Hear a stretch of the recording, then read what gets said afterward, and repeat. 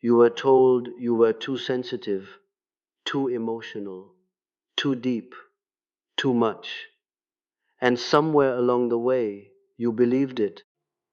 I want to tell you something that I spent 40 years of my life trying to say clearly enough that it would actually reach the people who needed to hear it. Your sensitivity is not the problem. The problem is that nobody ever told you where it came from. Nobody ever looked you in the eye and said, "You did not become this way because something is wrong with you. You became this way because something was done to you." And that distinction, that single distinction, changes everything. Stay with me, because what I am about to tell you is not comfortable, but it is true. And after a lifetime of being told things that were comfortable but false, I think you are ready for something true. The real origin of your sensitivity need you to understand something first. Something that most people who talk about empathy will never tell you because it is not flattering, it is not romantic, and it does not fit the comfortable story. Your empathy, the depth of it, the weight of it, the way it operates without your permission, did not come from strength. It came from a child who was afraid. Let me be more precise. When a child grows inside a home where love arrives and disappears without explanation, where a parent's mood is a weather system the child must learn to predict just to feel safe, the psyche does not simply absorb the chaos. It adapts with extraordinary, almost frightening intelligence. It builds something, an internal instrument, calibrated to detect the emotional atmosphere of any room before a single word is spoken. You learned to read the tension in a silence.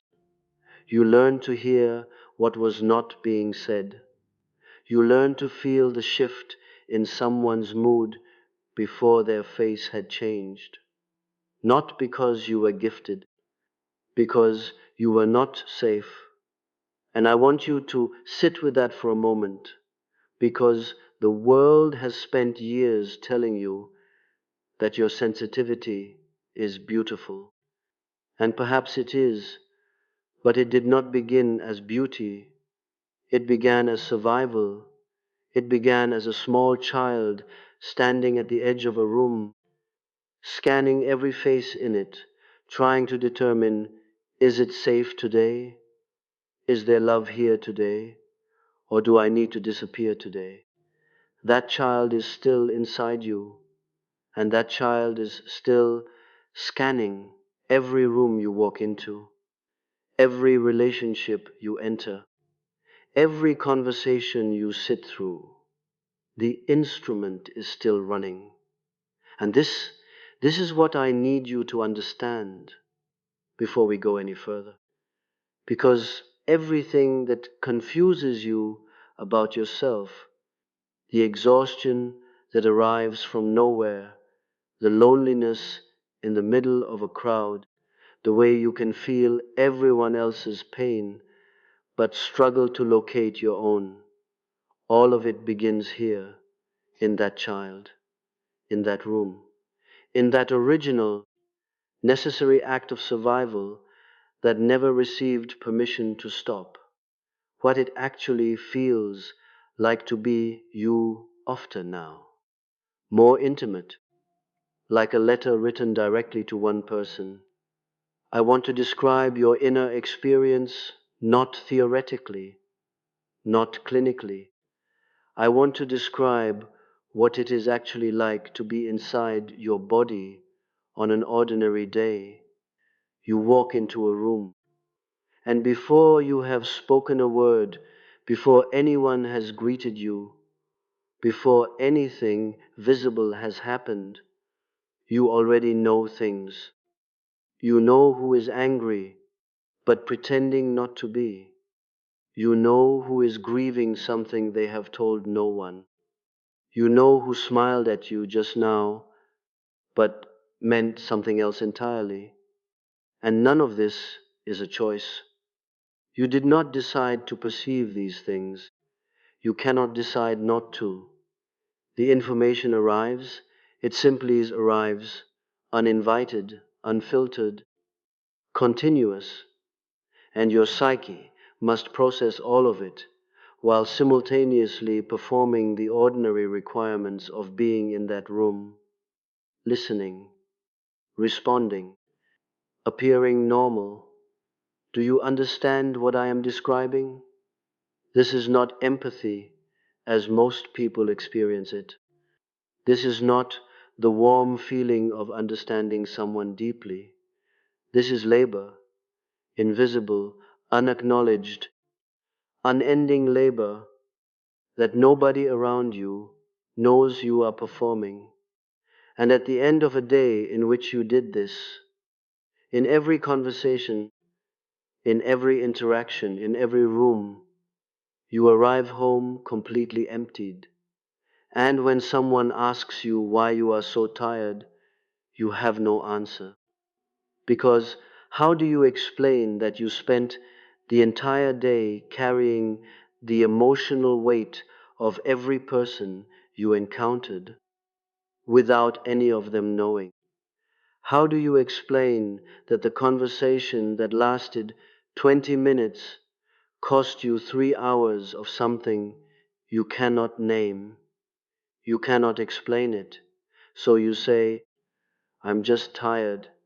And you begin slowly without intending to avoid the situations that produce this exhaustion, the gatherings, the social events, even sometimes the people you love most, because love from you comes at a price that the people you love were never asked to pay, and so you retreat, not because you stopped caring, but because caring for you was always something that cost more than anyone ever understood. The truth about your solitude. The world has a word for what you do. It calls it antisocial. It calls it introverted. It calls it closed off, cold, difficult to reach. And I want to tell you what I call it. I call it the only rational response to an experience that most people will never have the psychological vocabulary to understand. You are not a loner because something went wrong in your character. You are alone because you feel too much of everyone. And solitude is the only environment in which you are not outnumbered by the interior lives of other people. In solitude, for the first time in any given day, the noise stops. You can hear your own thoughts. You can feel your own feelings. You can exist without your psyche being pulled in 17 directions simultaneously. This is not pathology. This is restoration. But I must tell you something about this solitude that most people who study this subject are afraid to say because it sounds harsh. And it is solitude when it is used well, when it is used as a space for genuine self-examination, is one of the most powerful psychological environments a human being can inhabit. I spent years of my own life in deliberate solitude. I know its value intimately, but there is another quality of solitude that I observed again and again in the people who came to me, and that I must warn you about now. A solitude that does not examine, a solitude that simply waits. That keeps the wound at a temperature where it does not immediately overwhelm, but never brings it into the light, where it might actually begin to change. This kind of solitude does not heal you, it preserves you exactly as you are, at the precise point of your greatest pain, and the years pass, and you become very good at being alone, and you call it peace, but underneath, something is waiting, something that has been waiting for a very long time. And what it is waiting for, that is what we need to discuss now. The shadow you do not know you are carrying identified something in my decades of psychological work that I called the shadow. And I want to define it for you not in academic language, but in the language of your actual experience. The shadow is every part of you that you were forced to bury, every feeling that was called too much, every need that was called selfish, every moment of anger that you swallowed because the room could not hold it, every time you wanted to say, I am not okay, and instead said nothing. For you, for the trauma-born empath loner specifically, the shadow is heavier than most, because what you were forced to bury was not some dark or destructive part of yourself. What you buried was your need, your ordinary, human, completely legitimate need to be held, to be understood, to be cared for, rather than always being the one who cares. That need was too expensive in the home you grew up in, so you buried it. You became the strong one, the intuitive one, the one who always knew what everyone else needed and quietly provided it, while your own needs lived underground, unnamed, unacknowledged, pressing against the floor of your consciousness like water beneath ice. And here is the part that I need you to hear, even if it is uncomfortable. That buried need, that shadow, did not stay buried. It began to run your life from below. It made you choose partners who could not fully love you, not accidentally, deliberately, because the unconscious does not seek happiness. It seeks familiarity. And the most familiar thing you have ever known is being close to someone and still feeling alone, so you chose it again and again, and you called it bad luck. You called it fate. You called it, I always end up with the wrong people. But it was not luck, it was the shadow, recreating the original wound with new people in the hope that this time, finally, the ending would be different. It never is. Not until you look at it directly. Not until you stop running from the part of yourself that has been screaming your name from the basement of your own psyche for longer than you can remember. The shadow does not want to destroy you. I want you to understand that clearly. It wants to be seen. It wants you to finally turn around and say, I see you. I know you are here. I know what you need. And I am no longer afraid of you. That moment, that single moment of honest recognition is where everything begins to change. The most dangerous stage, and why most people stop.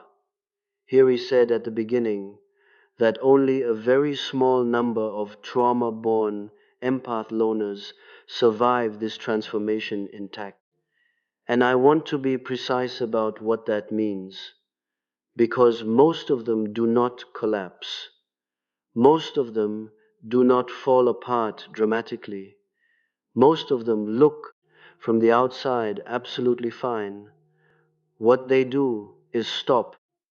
They reach a point on the path that is painful enough that they decide consciously or unconsciously that they have gone far enough.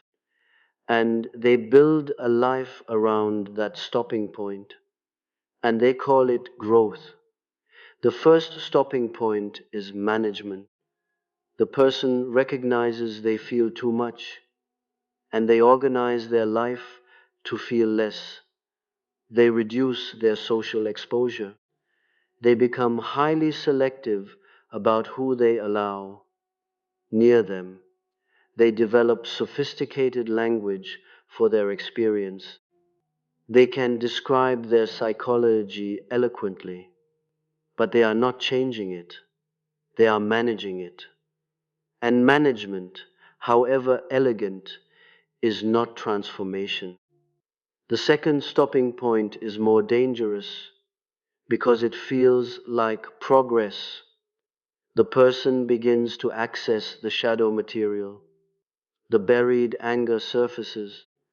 The grief rises. The need that was never allowed to speak begins finally to speak, and it is overwhelming. And the person who has spent their entire life being the stable one, the compassionate one, the one who held everything together, looks at this material inside themselves and feels something like horror. This is not who I am. And they push it back down, and they return to being who they have always been.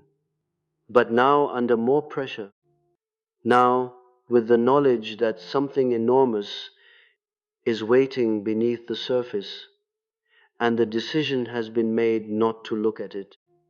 This is the most painful stopping point because it is a choice made in full awareness, to remain in the wound rather than pass through it. The third stopping point is the most subtle. The person does the work, they face the shadow. They begin to develop genuine psychological boundaries. They feel for the first time a stability that does not depend on everyone around them being okay.